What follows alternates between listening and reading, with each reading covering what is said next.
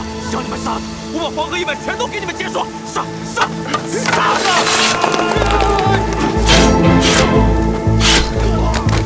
杀了他！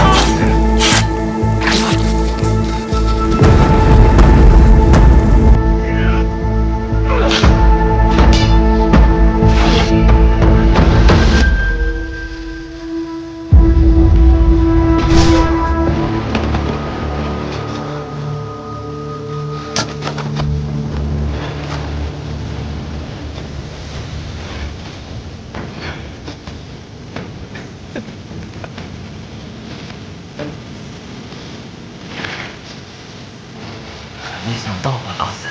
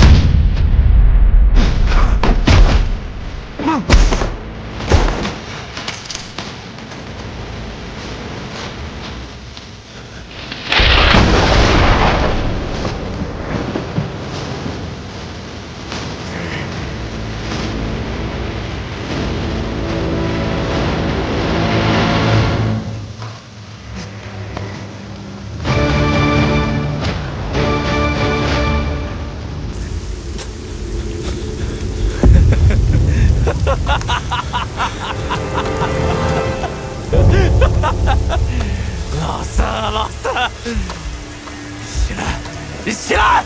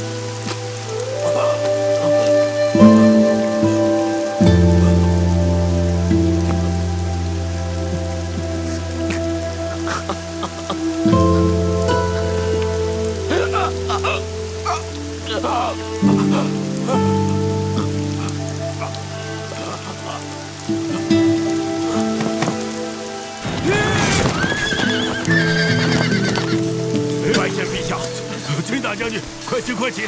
幸亏你来了，救了朕这一回啊！回陛下，陛下上马！哎，崔大将军，你不能走！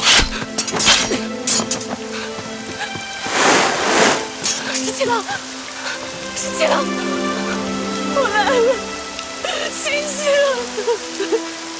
我来了，你看看我，十七郎。 十七郎，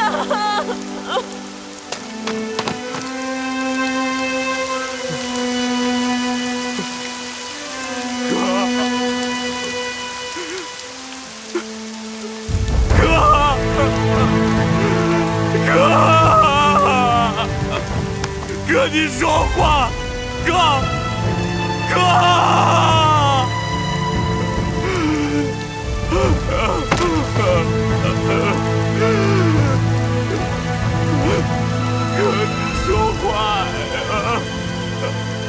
带你回家了，我马上带你回家了，哥，你说话呀，哥，带你回家，带你回老乐关了，哥。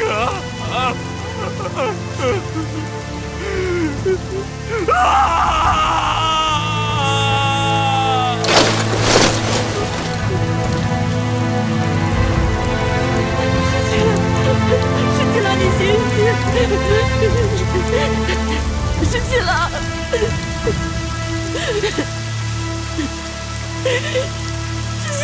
十七郎！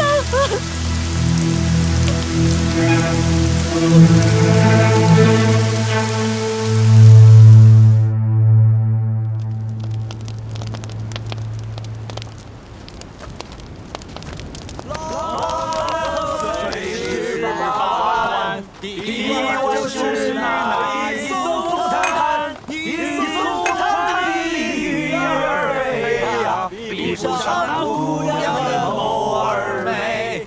老兰河水18弯，第二弯就是那。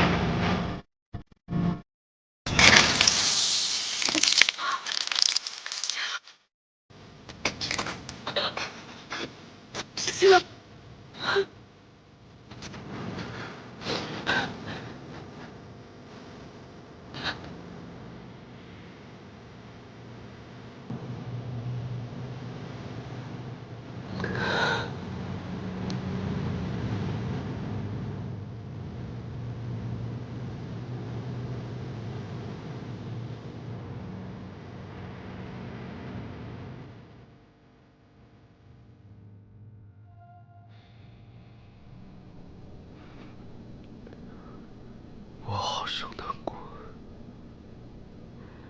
我知道。大家说好了，待到结葭归田，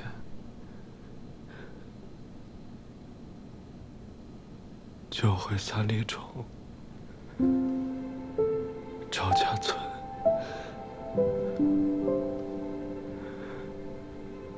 可是他们都死了。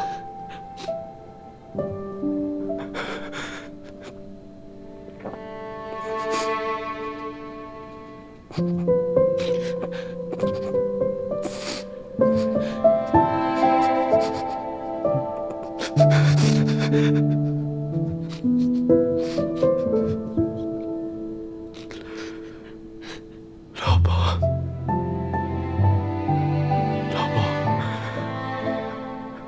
跟我打了这么多年仗，大的、小的，险象环生，他都没事。他总说我们这些老兵游子上天不熟，说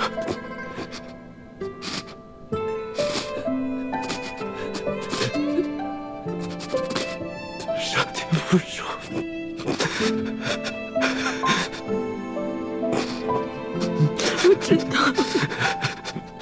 我知道了，失去了。我13岁入了军中后，是老鮑教我如何在沙漠里寻水，如何在绝境里求生。么烤虫子吃？怎么做一个好之后？他常说，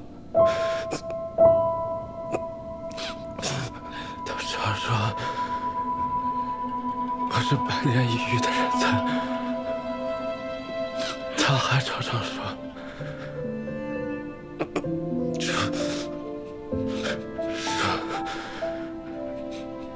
可惜我是一个皇室贵胄，学了这一身本事也无用武之处。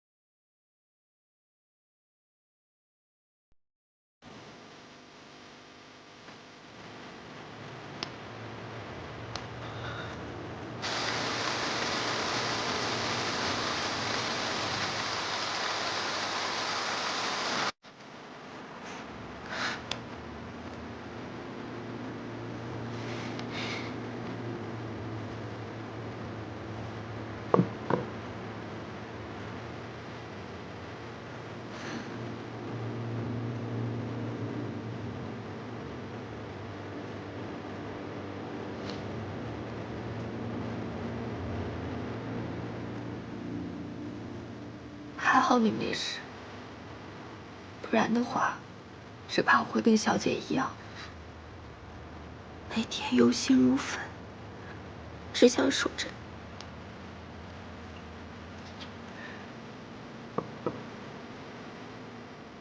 但是老包他们死了，我好后悔啊！如果我当时还能再跑快一点，再快一点，他们就不会死，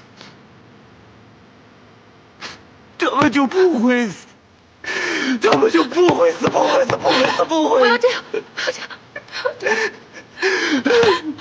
好了，好了，不是你的错，不是你的错，不是你的错，不要这样。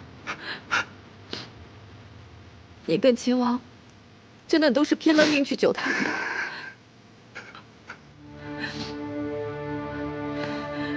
真的不是你的错，真的。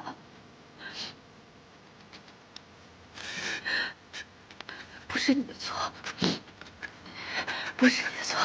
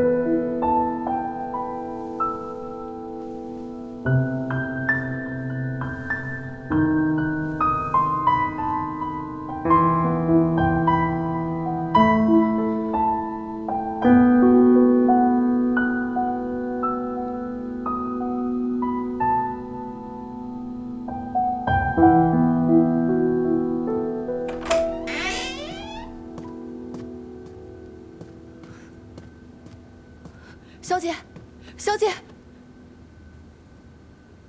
齐王不见了。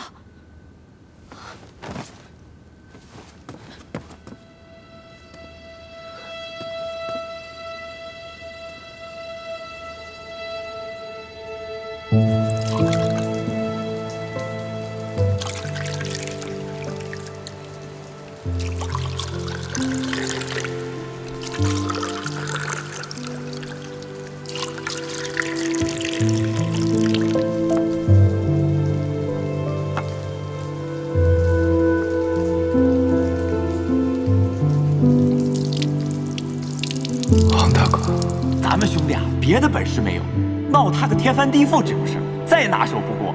哈哈哈哈哈哈！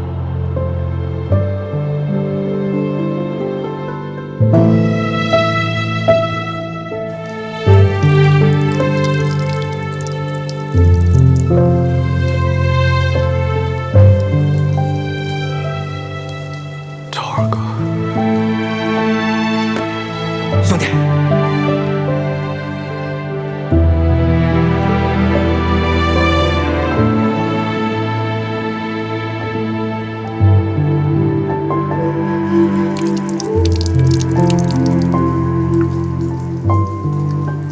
三弟，四弟。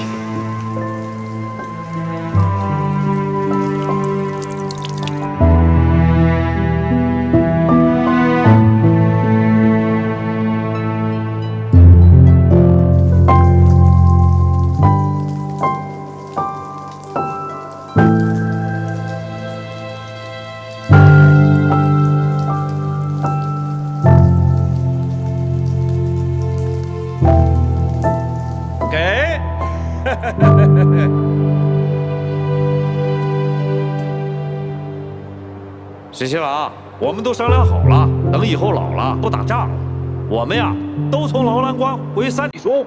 你要是闲了，就来看我们吧，来看我们。好，一言为定。一言为定。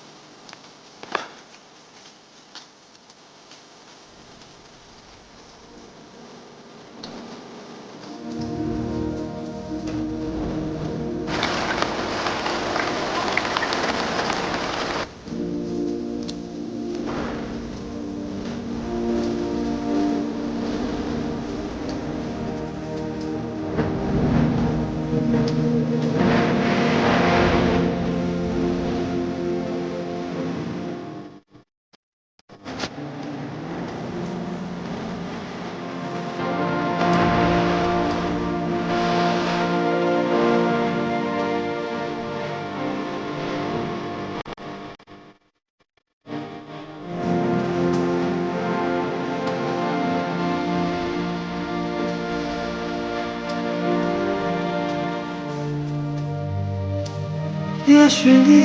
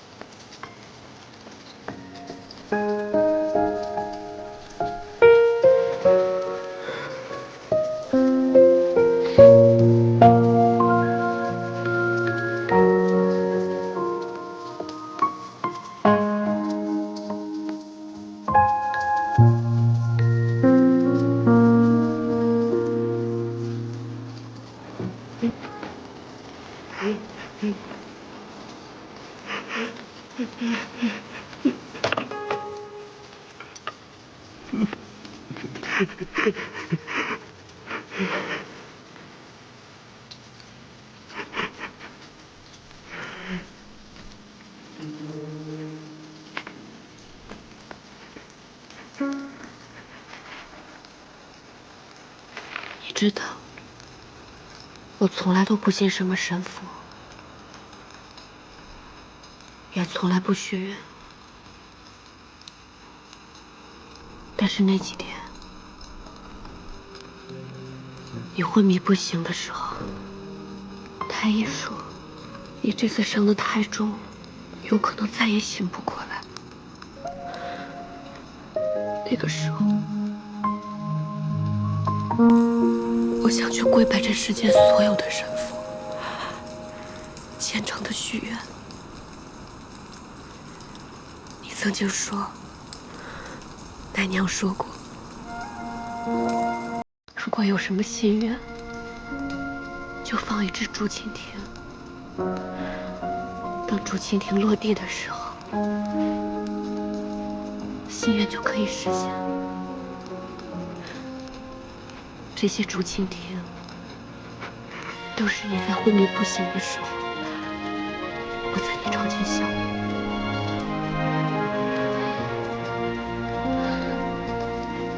石七郎，你曾经跟我说过，为了我，再傻的事情你都愿意做。我也是这样，为了你，什么傻事，我也都是愿意的。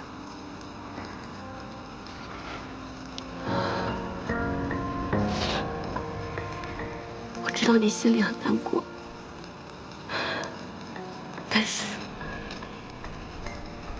我们只有好好活着，活下去，才能知道他们为什么而死。只有活着，才有希望，才能救更多的人。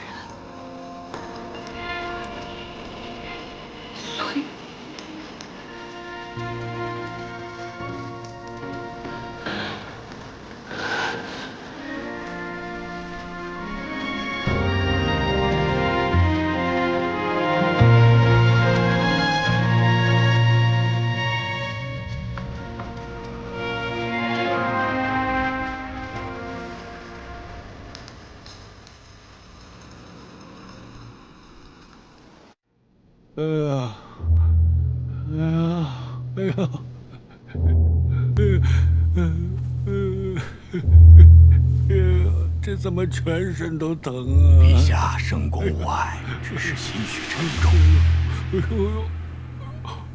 微臣告退。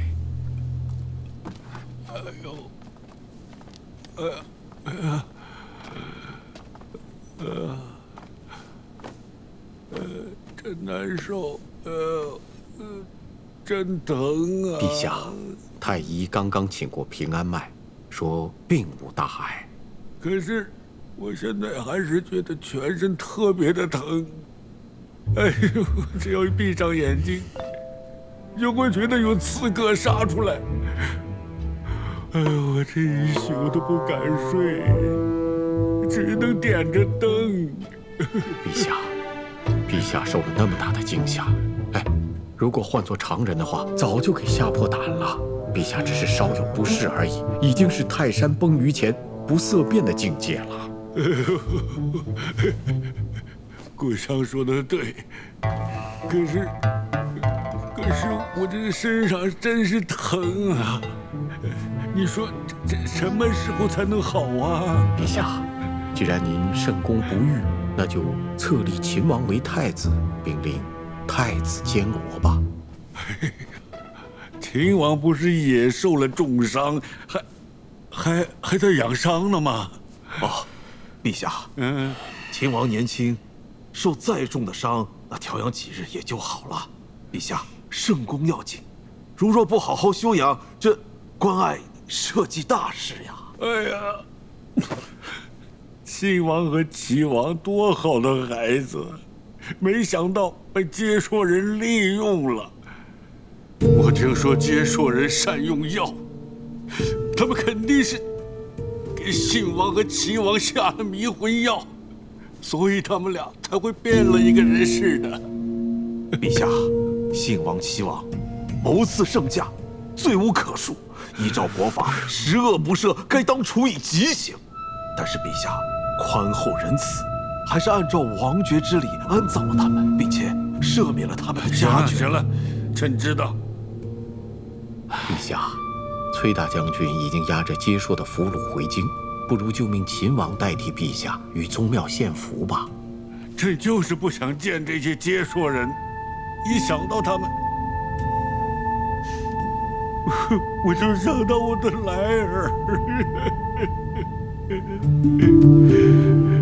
那臣就替陛下下旨给礼部，准备册立太子大典吧。陛下，还有一事得请您定夺。白水关大捷之后，崔家军陆续撤回了瀛州，这其中的军费花了几万万钱。您看我们兵部实在是……哎呦，朕头疼得很。哎呀，这些乱七八糟的事，都去问太子吧。但是陛下，还有一事必须由您定夺。这崔家军有救驾之功，你看如何颁赏啊？还怎么颁赏啊？这个崔氏女马上就要封为太子妃，而这崔乙已经做到了双份的大将军了。你说还怎么升他的官儿？怎么赏他呢？陛下，臣正要谏言，秦王可为太子，但崔氏女万万不可为太子妃。崔乙不是要从众多皇子里选一个嫁女吗？陛下，此一时彼一时也。彼时孙敬刚死，江山社稷未稳，陛下也尚未立储。这崔家势大，又占据了东都，随时可以效仿孙敬之举，所以他才胆敢上书，要求择皇子为婿。但陛下也未曾答应啊，只是含糊其辞而已。顾相说得对，朕从来没有答应过他。啊，他以为他上了奏书，朕就必须依他。但是陛下，这恐怕有些不妥吧？哎，陛下明鉴万里，所以当日才含糊其辞，有何不妥？崔氏女是万万不可为太子妃，武将跋扈，那崔乙性情骄纵，眼高于顶。况且崔家军上上下下都对其忠心耿耿，若为外戚的话，朝中是万难牵制。难道还要再养出一个孙敬来吗？故乡说得对，崔氏女绝对不能成为太子妃。但是陛下，太子对崔氏女一往情深，恐怕太子李逆还没成为太子呢。再说了，就算他是太子，他就能目无君父，抗旨不遵吗？哼，老百姓的婚姻也都是父母之命啊，媒妁之言。哼，既然是朕册立他为太子，那么太子妃的人选，朕总还说得算吧？哼，陛下息怒，裴大将军也是私心猜度，其实太子也未必是执意要娶崔氏女。陛下说得对，太子呢就应该有君父之忧，为天下计，顾全大局。陛下所选定的储君，难道这点气度还没有吗？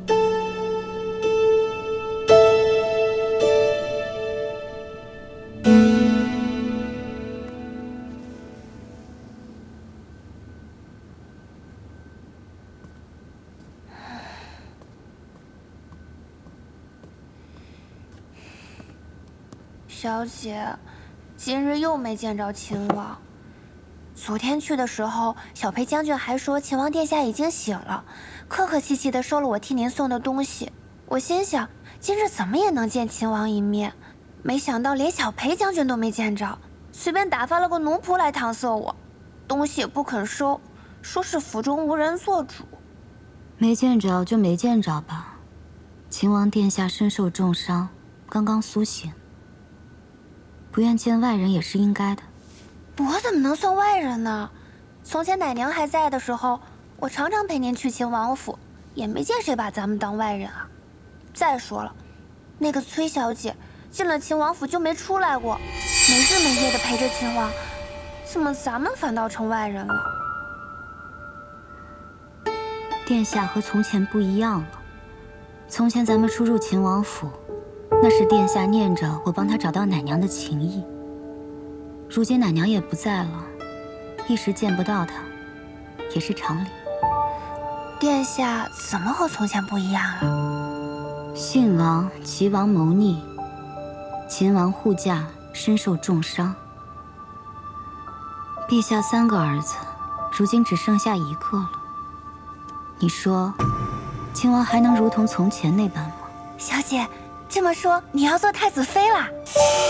秋翠，人在得意之时最不能忘形，就冲你刚刚这番得意忘形之言，就该罚打你手掌心10下。一定要记住，以后不能再有此狂妄之言。是。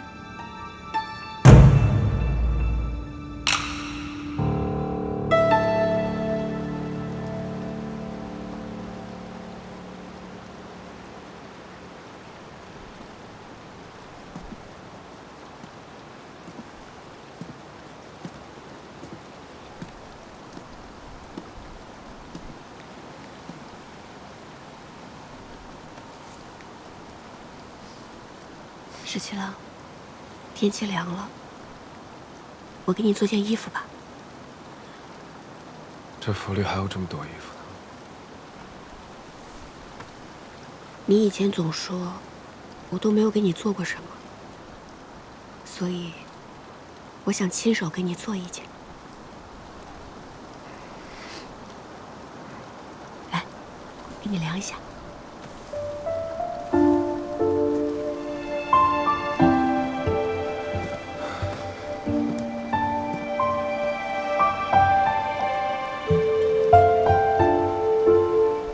看一下啊。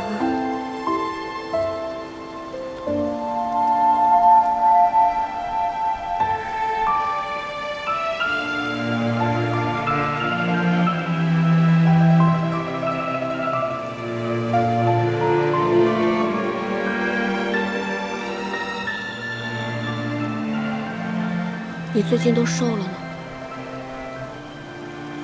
你以前没替我量过身，怎么知道我瘦了？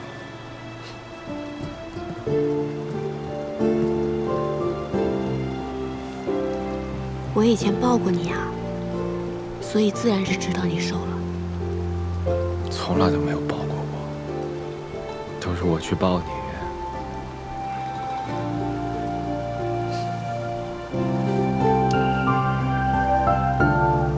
这不是抱你了吗？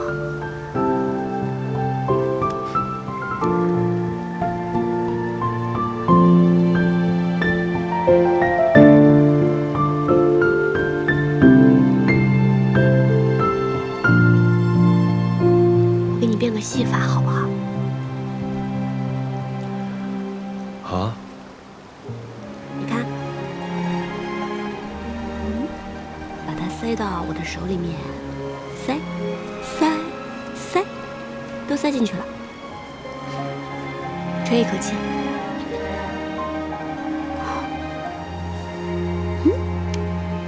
看，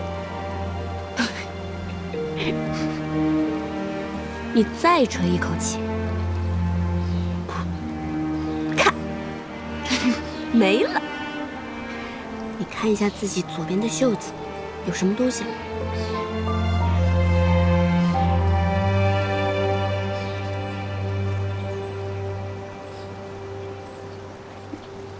没有东西吗？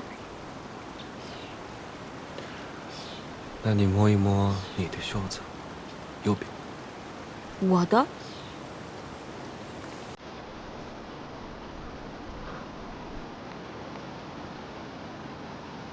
缘分。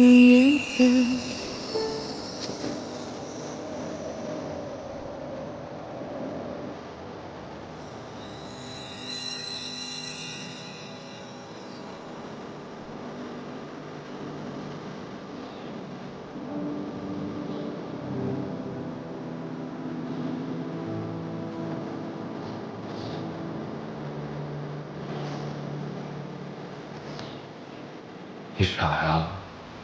我可曾是斥候。你想借着给我量身，将发簪藏到我的袖子里。你这戏法变的这么大个物件，我能察觉不到？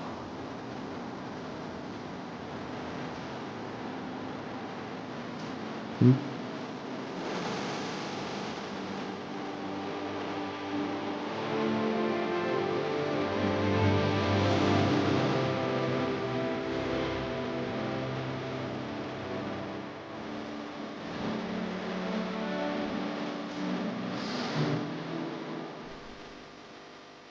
谢谢。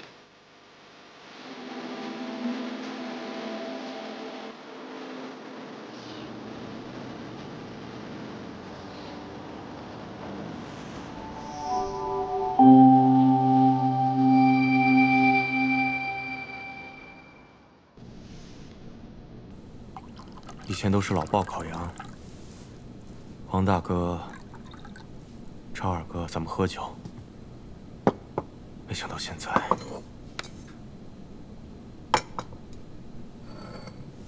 耳朵，你身上有伤，还是以茶代酒吧。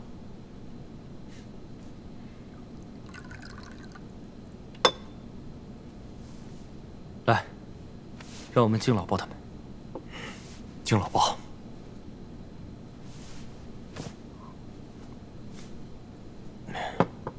其实这一次，殿下还没醒来的时候，我看到崔小姐十分的镇定，内心其实很佩服她。还有，特别要多谢桃子姑娘，要不是你在殿下身边天天施针，殿下还不知道什么时候可以醒过来呢。其实啊，也多亏御医他们开的方子十分对症，只是他们对治疗内伤不是很有经验。好在皇宫内躺的药材都十分精良，不然恐怕秦王也不会那么快醒过来。其实这一次，我还有件事情想拜托桃子姑娘。小裴将军但说无妨。我想请桃子姑娘去劝一劝崔小姐，让她能劝一劝秦王殿下。现在朝中的诸臣皆以为秦王殿下必为太子，但是秦王殿下自己却不以为然。信王、齐王皆在谋逆中身死，朝局震动，群臣内心不安。但我是知道他的，他是想回劳兰关了。但是如果他现在不当这个太子的话，只怕乱局又起，天下难以太平。小裴将军的用心良苦，我都明白。只是我们家小姐特别有主意，方才那些话我也不好同她讲。其实最重要的是，这些毕竟还是秦王和我们家小姐自己的事儿。你说呢，耳朵？小裴将军，其实我跟桃子已经商量过了，十七郎和崔小姐的有些事情，我们不会再多嘴。就好像我跟桃子有些事情，我们也不会再跟他们说。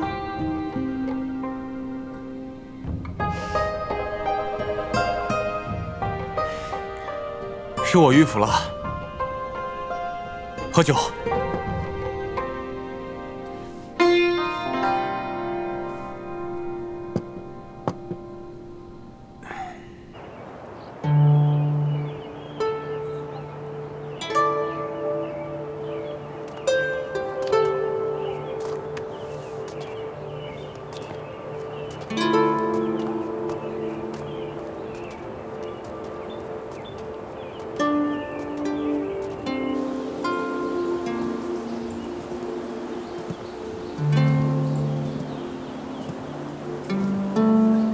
十七郎，我就不进去了。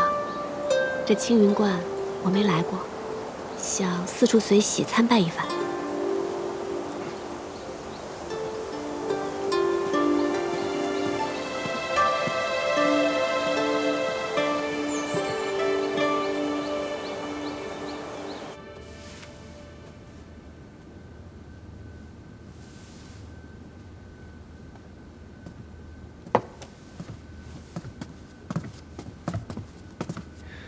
见过萧真人。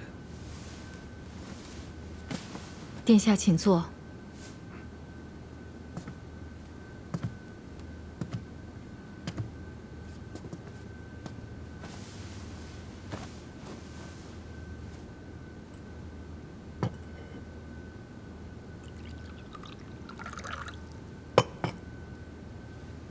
今日朝中之事，想必真人都已经知晓。信王与齐王，真没想到如此丧心病狂。幸亏陛下与殿下都能安然无恙。之前曾经答应过真人，要劝父皇立玄泽为储君。此一时彼一时，我信任殿下，才将太孙托付给殿下。殿下是一诺千金之人，所以今日才特意入关来见我。其实殿下内心早已深知，如今的情势，殿下恐怕不得不为储君。如今朝中不安，太孙乃一介质子，他如今没有这个能力，因此大变之举。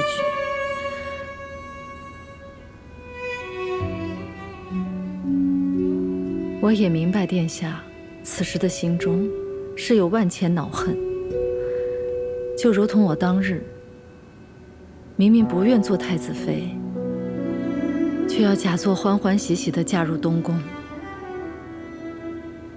人生在世，有那么多不情愿之事，活在当下，顺势而为，落子无悔。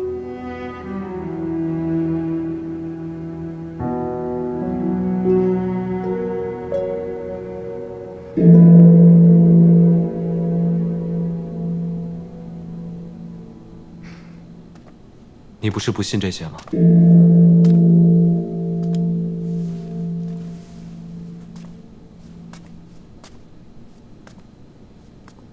世间有万般不得已，人生譬如朝露，忍不住有所贪恋，有所求。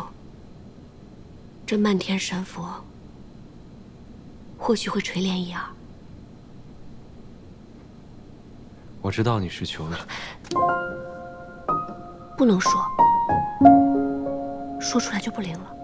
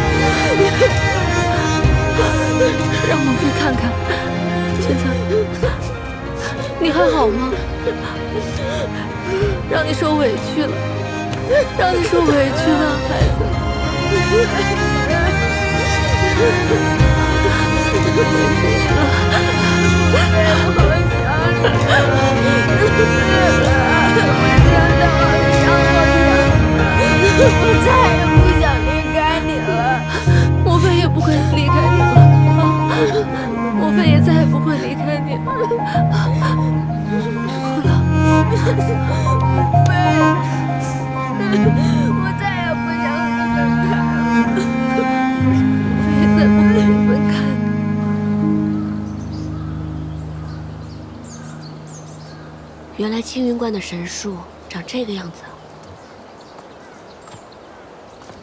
秦王殿下，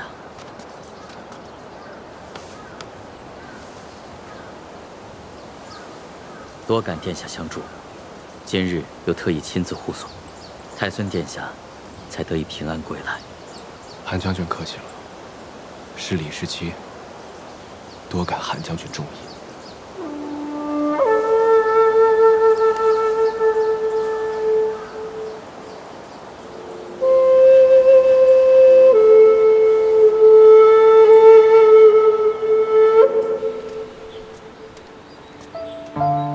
这位韩将军，还真的是可以写入青史的人物呢。是啊，从前我也只想做一位威风凛凛的大将军，御敌于国门外，让敌人听到我的名字就闻风丧胆。秦王殿下的名头，倒是也可以指小儿叶铁呢。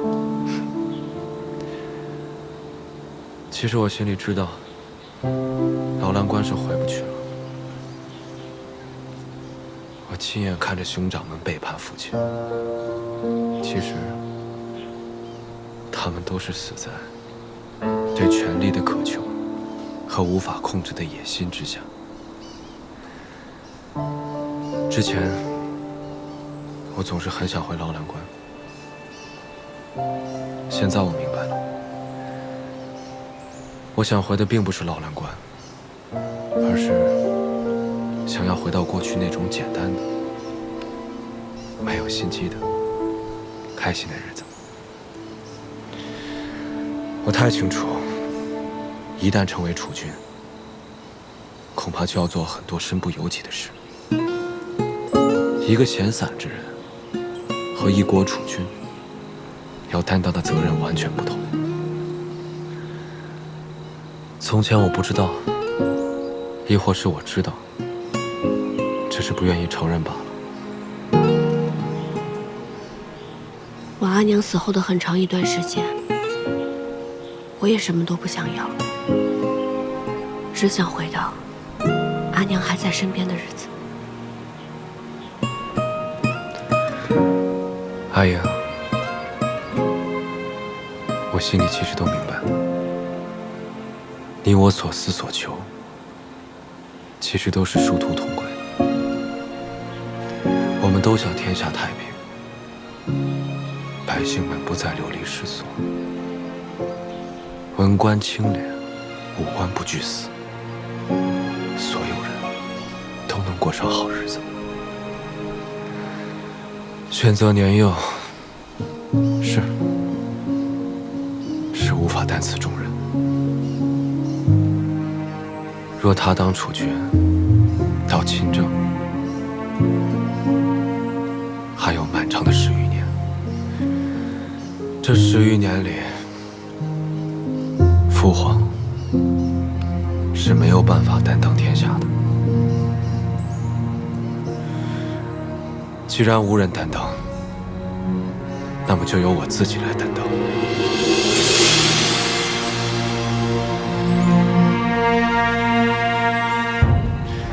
赵家村，老包他们是回不去了。可这天下要何止一个赵家村？有千千万万的游子，更有千千万万因战乱分离的夫妻、父母、儿女。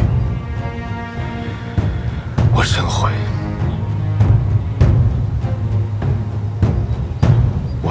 没能救得了老包他们。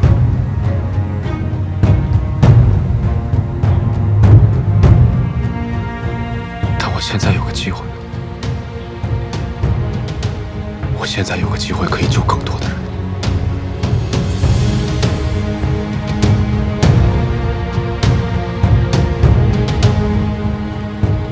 我要救更多的人。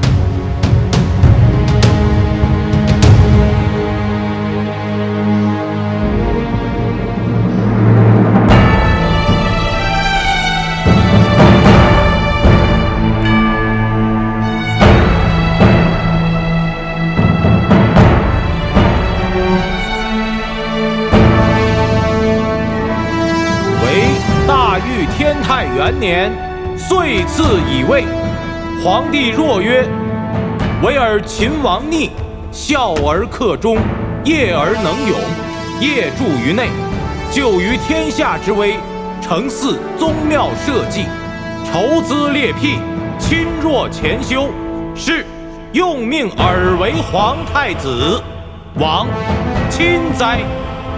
而其敬贤以德，宽仁于内，无怠无荒，故保我宗基，可不甚于。”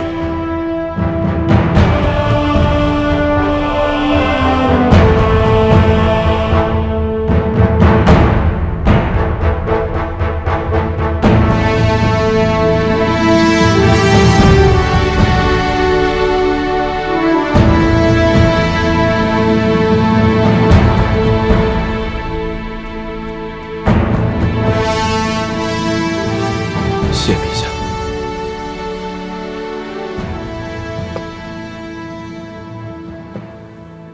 陛下，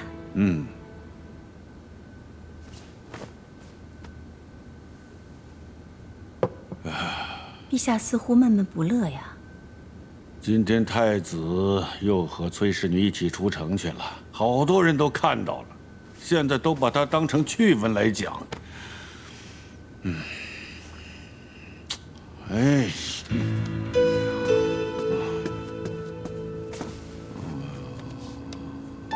陛下明鉴，今时今日，确实不宜选崔氏女为太子妃。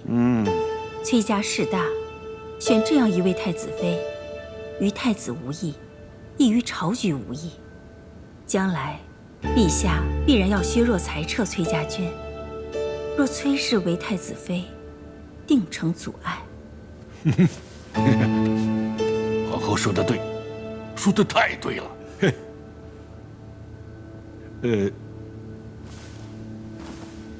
可要是崔氏女不行的话，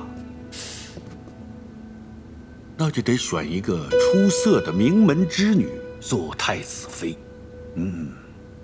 那日赐宴崔氏，我冷眼旁观，觉得故相之女顾婉娘不错。嘿，皇后都说好，而且又是故相的女儿，看来此女甚为出色啊！好，太好了。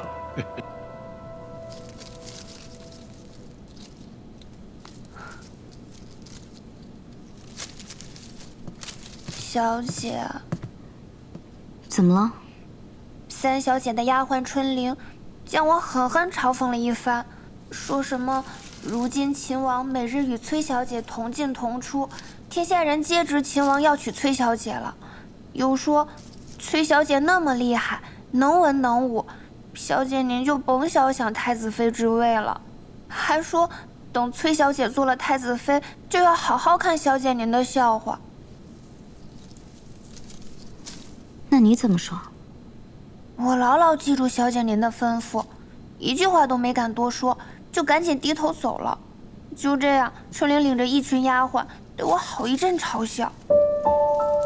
得意之时不忘形，失意之时不颓唐，这才是大家风范。再说了，与秦王同进同出，岂是闺秀应有的贞静之举？若崔小姐做得太子妃，那自然无妨。可若最后旁人成了太子妃，那不成了天大的笑话了。小姐说的是，我就睁大我的眼睛好好看着，看这位崔小姐到底能不能做太子妃。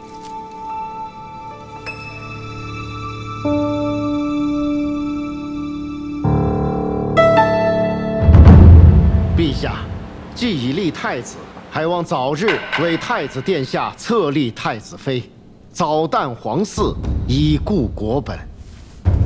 臣附议，应从名门世家中广选良缘，择其优，为太子殿下册立太子妃梁帝宝林。陛下，战乱始平，天下初定，儿臣觉得此时不应该广选良缘，惊扰民间。太子说的有理，这个时候大选良缘，甚为不妥。还是先册立太子妃吧。朕觉得故相第6女甚是出色，可以选作太子妃。陛下，臣女德薄能贤，岂能堪配太子？陛下，崔乙之女崔氏，陛下原属意以她做皇子妃，如今以她做太子妃，岂不是两全其美吗？裴卿此言差矣。崔乙狂妄，上了奏书，说要在皇子中挑选一个为婿。朕从未答应，朝臣们也颇多反对。再说，在这个时候以崔氏为太子妃，很不妥当。陛下圣明，崔乙自领崔家军10万众，气焰嚣张，此时万万不可再立崔氏女为太子妃，否则必成昼夜之患。臣附议，崔氏女万万不可册为太子妃。臣附议，臣附议，臣附议，臣附议，臣附议，臣附议。陛下，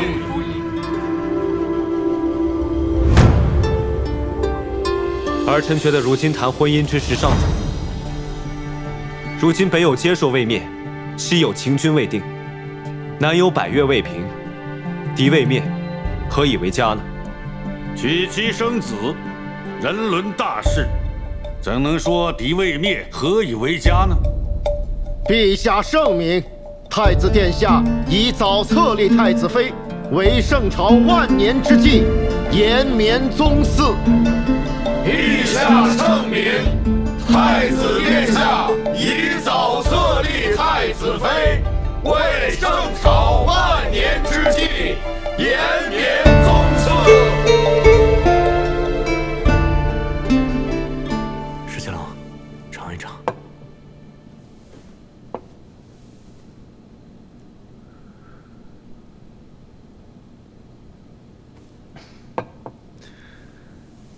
你这匆匆到这儿来，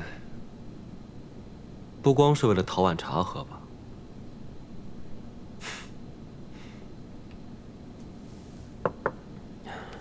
石七郎，陛下和群臣的意思，想必你也明白了。崔乙现在已经是平凉卫阳大将军，虽然他交卸了朔州道行军大总管的职务，但崔家军10万余众，只听令于崔乙一个人的。父女相传，太子妃焉能手握重兵啊？更何况，如果这个崔乙真的成了外戚，必定难以控御，恐生外戚之祸。是裴大将军让你跟我说的？不是，父亲的意思是不想让殿下为难呐。但是我觉得必须要告知殿下，咱们方才有回旋的余地。我会想办法的。其实今日你已经看到了，朝中群臣10有8九都是作死班相。连你也觉得我不应该娶阿英？石七郎，其实我是知道你的，你对崔小姐一往情深。但是石七郎，如果你真要娶崔小姐为太子妃的话，朝中群臣是不可能容忍崔家军的。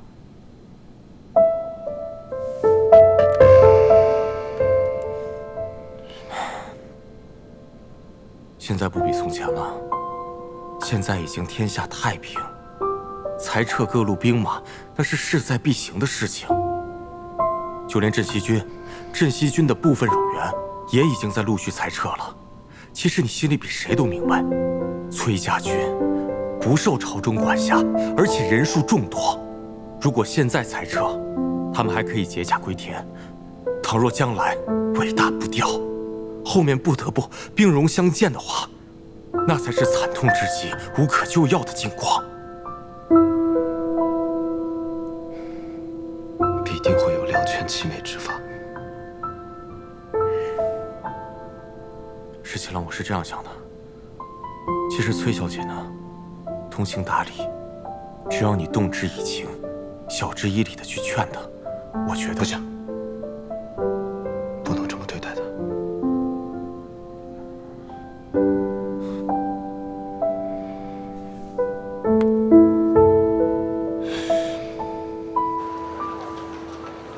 哎，饭早啊。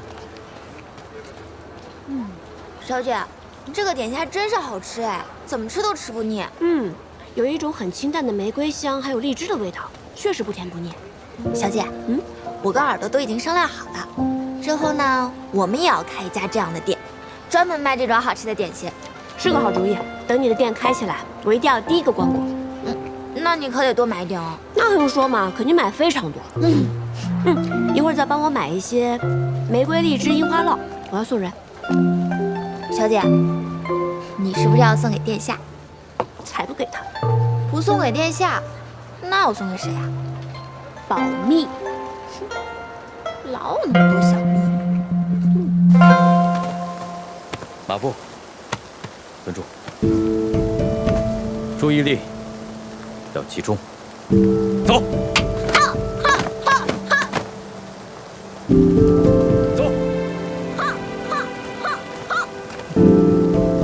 累吗？不累。再来。很好，再来。用力。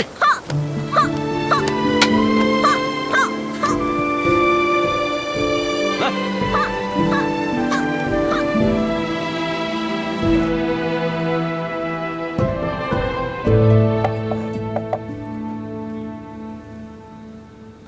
多亏崔小姐还想着我这方外之人，带着这么精美的点心来看我。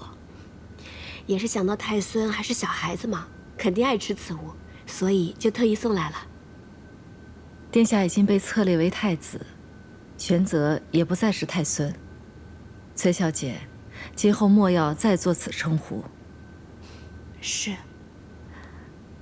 说实话，这10余年来，未尝有今日之舒心。虽然这是方外之地，不染繁华，但就像是久归之人，私心甚喜呀。是，我看真人刚才看着玄泽的时候，满脸笑意，只觉得万事皆足。崔小姐，马上就该成为太子妃了吧？未为可知。太子与崔小姐两情相悦，崔小姐必会成为太子妃。只是，实不相瞒，我内心甚觉可惜。世人只知太子为储君，一人之下，万人之上；世人亦只知太子妃为储后，内命腹中，自皇后之下，最为贵重。可是哪有人知道，作为太子妃，有万般难处啊！真人刚才说，这10余年来，未尝有今日之舒心。是啊，孙晋之乱时，我含垢忍辱，卧薪尝胆。可是我作为太子妃之时，又何尝有一日是随心所欲的呢？如果真做了太子妃，你就会失去自我。你的喜怒哀乐、所思所想都不重要了。你的命运和储君的作为、王朝的兴衰，紧紧地附在一起，再也不能挣脱开了。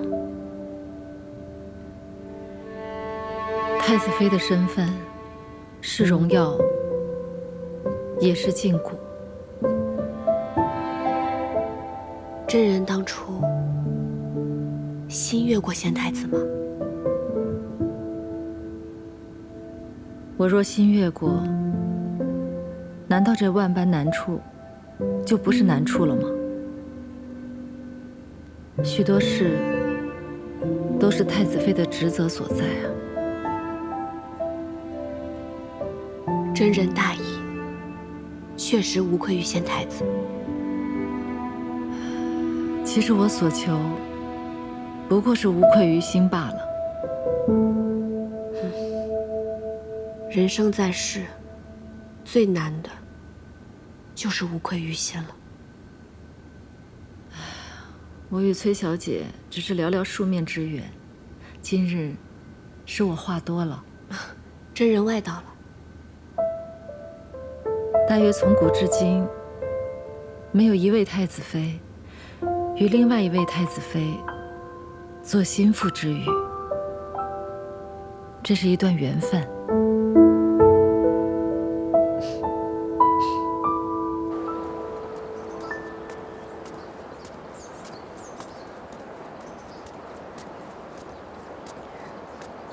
殿下，顾小姐免礼，约我到此，不知所谓何事？是婉娘唐突了，贸然相约，实为婉娘惶恐万分。婉娘知道殿下与崔小姐早已有白首之约，万万没料到，陛下竟然指名提及婉娘。婉娘也不知道陛下为何忽有此意。若殿下允许，婉娘可请家父带上奏书，就说婉娘身子不好，不适婚配。婉娘自愿出家为道。顾小姐多虑了，怎能因为陛下的一句戏言，便耽误了你的终身呢？可人都说，君无戏言。婉娘实在不愿殿下因婉娘的缘故，耽误了与崔小姐的姻缘，或与崔小姐生了嫌隙。婉娘真的自愿出家为道。真的没什么事，你放心。阿英与我，绝对不会因为他人而生了嫌隙。是。多谢崔小姐来看我们娘娘，娘娘她好久都没有这么开心了。从前在宫中，自不必多说了。自从接回了太，接回了玄泽，娘娘的脸上才有了笑意。崔小姐来看望她，她的眼中也有了神采，真是难为崔小姐，每句话都能说在娘娘的心坎上。本来也是不好意思来打扰真人的清修，但是一想到其实玄泽还是个孩子，真人这么多年心力交瘁，实在不易，所以就想常来看看，不要嫌我聒噪才好呢。哪里，锦娘自是整日盼望着您能来。娘娘她虽然嘴上不说，但是心里也是盼着您来的。阿莹，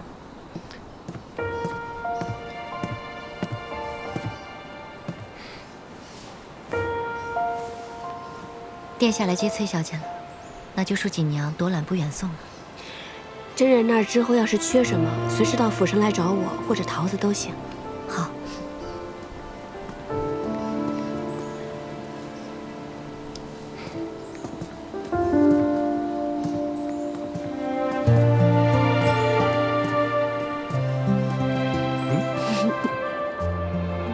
玄泽还好吗？挺好的。你怎么不去看看他？小孩子心思敏感，他又一直颠沛流离，才刚到这里，我怕我去看他，反倒令他困扰。不会的，韩将军把他教得很好，萧妃娘娘也把他照顾得很好呢。是不是有些拘着他了？你这个人，又怕拘着他，又怕他困扰，自己又不去看他，到底怎么样才好？小姐，那是不是殿下和崔小姐啊？等等，我怎么感觉咱们刚刚说的这番话是不是有些不对啊？严父慈母，我怎么感觉我变成慈母，你却是个严父呢？我呢，处处在为孩子开脱，你呢，干脆利索。谁跟你严父慈母？我看你倒是讨打得狠。嘿，好。上车。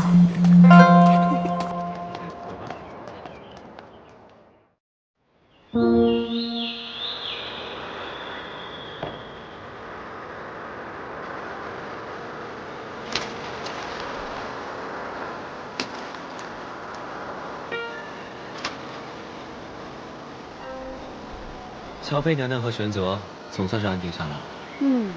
玄泽又长高了不少，殿起舞来也是有模有样的。如今战乱初定，这天下就像孩子一样，需要慢慢养成，休养生息。我打算等到明年春上的时候，劝父皇减免赋税，那些无主的荒田，着人一丈量，据登记，分发给贫苦之人。如此一来，百姓的负担必然会减轻不少。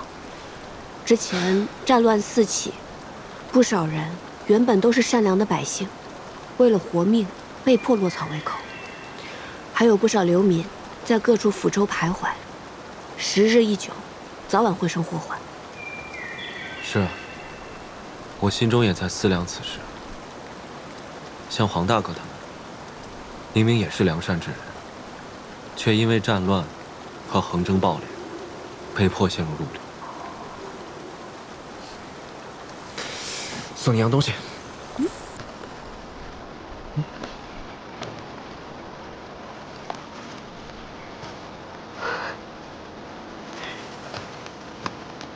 这好可爱啊！这个是我吗？我的腿哪有这么短啊？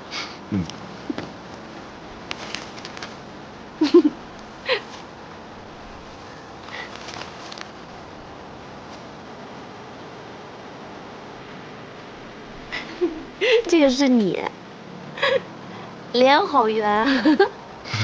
但我又不会画。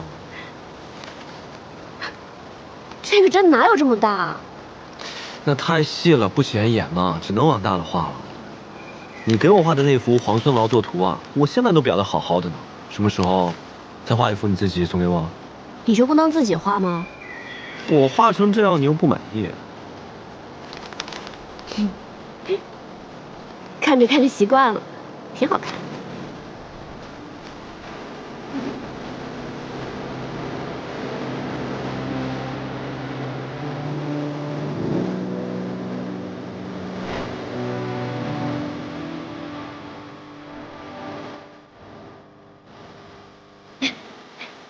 骗这个。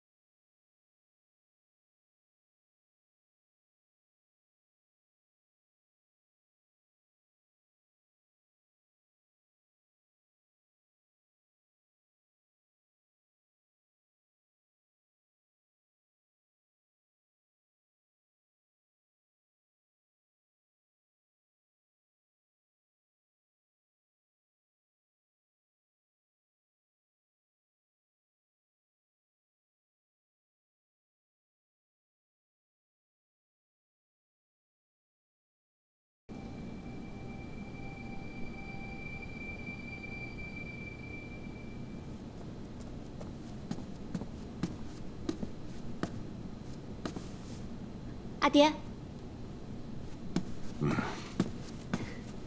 阿爹，裴大将军来访，都说什么了？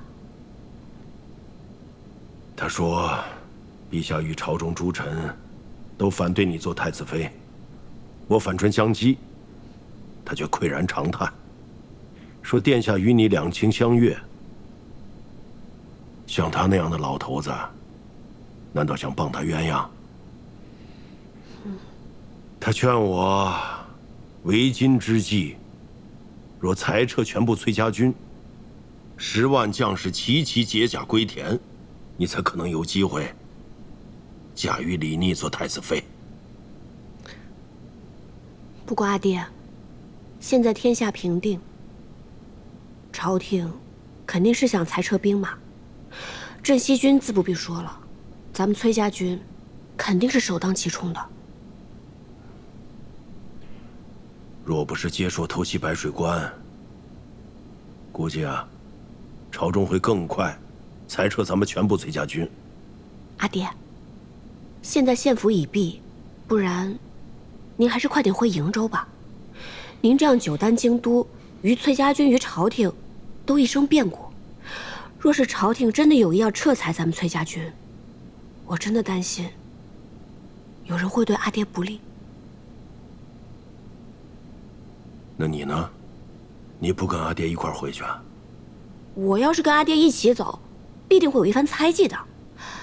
我就留在荆州嘛，也没什么大碍。哼，说来说去，你就是为李逆那小子。阿爹，您不是总骂他傻吗？他既然那么傻，那女儿就留下来，帮他一把。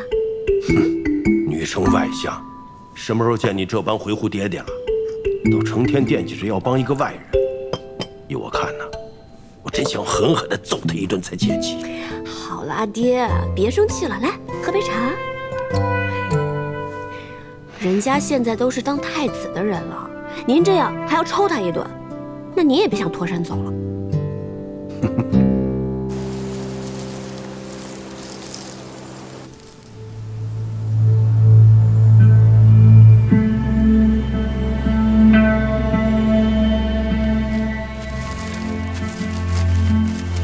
公子，吃点干粮吧。我不饿，你吃吧。我也不饿。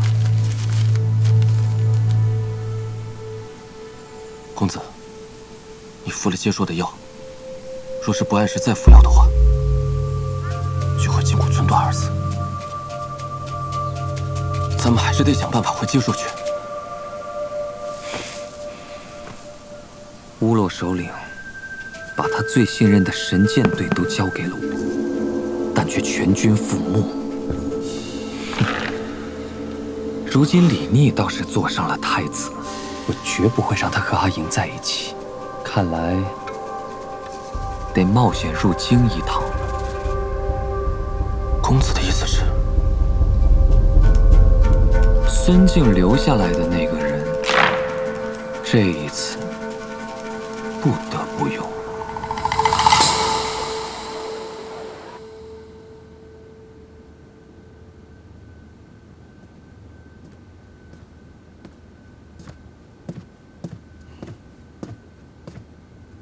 父亲，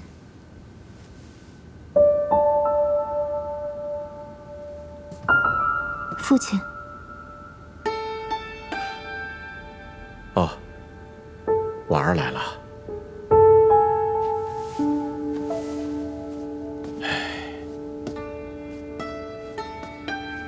过来坐吧。父亲可是劳累了。刚刚来了一位多年老友，说了一会儿话，一时之间就走了神。父亲唤婉娘来，可是有事要说。是啊，如今这朝廷上上下下对册立太子妃一事纷扰不断，想必应该是父亲的手笔。咱们这位陛下呀，是个软耳根，听风便是雨，稍加劝说就能如我们所愿。现在崔氏女不能被册封一事，已经达成共识。就算太子殿下想要一意孤行，也必然是拗不过陛下的旨意和群臣的极力反对。但咱们这位太子殿下和崔小姐都不是一般人，他们若是齐心协力，只怕是计谋百出，各有办法。所以得想个办法，能够让太子殿下跟这位崔小姐不能够齐心协力啊。父亲为相10余载，再难的公事，到了父亲手里，还不是妥妥帖帖？这点事又算得了什么？太子妃所育之子，未来亦是天子。能不能让天子唤您一声阿翁，就在此一举了。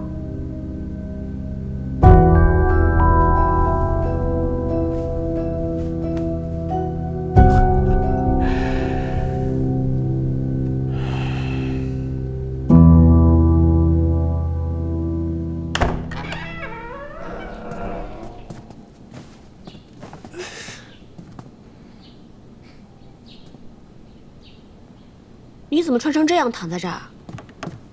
过来。阿莹，崔伯父走的时候给你留了多少人手啊？我怎么感觉这府里完全不设防？我穿成这样，行动这么不便，我刚进来的时候，就差拆窗破墙了，就这都没有人发现拦住我。京里虽然太平了，但也要防范一些。所以殿下这是一下朝，衣裳都没来得及换，就直奔我这儿来了。你都不知道，今日崔伯父辞京而去，这朝中又一片哗然，一个个逼着我娶太子妃，一个个又逼着不让我娶你，吵来吵去，我便反驳了2句。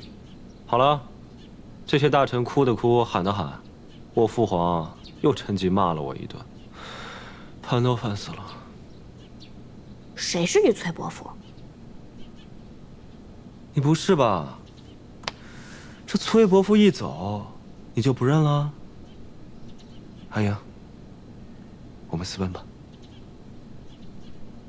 哼，普天之下莫非王土，殿下这是想要跟我私奔到哪儿去呢？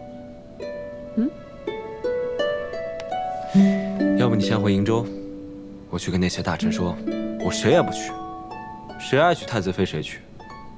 然后我就找个由头，直奔瀛州，咱们拜堂成亲，生他个7、8个娃娃，都不用7、8个，等生到第3个，说不定大臣们就绷不住了，就会让你做太子妃。殿下知不知道，要生7、8个娃娃需要花多长时间？我知道，总得个10年8年吧。到时候黄花菜都凉了，那怎么办呢？这朝中政务又不能不管，若我一走，我的那位父皇，又不知道异想天开，又能干出什么事。到时候我还得收拾残局。不然这样吧，我还是回瀛州去。反正呢，我只想做你的妻子，又不想做太子妃。到时候，你常来看我就是了。这种话你都说得出口？我现在是太子，你却不做太子妃，那谁做？说这种话，看我不罚你！殿下，小裴将军来了，说有要事商议。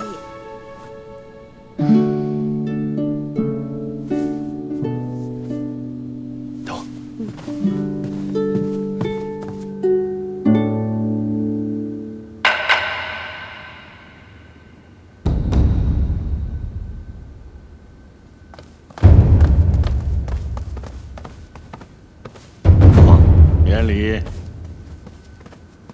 带人犯。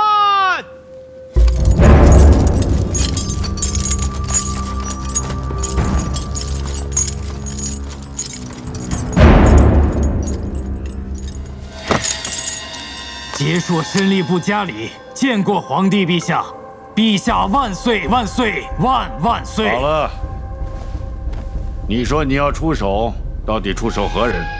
家里要出手崔乙。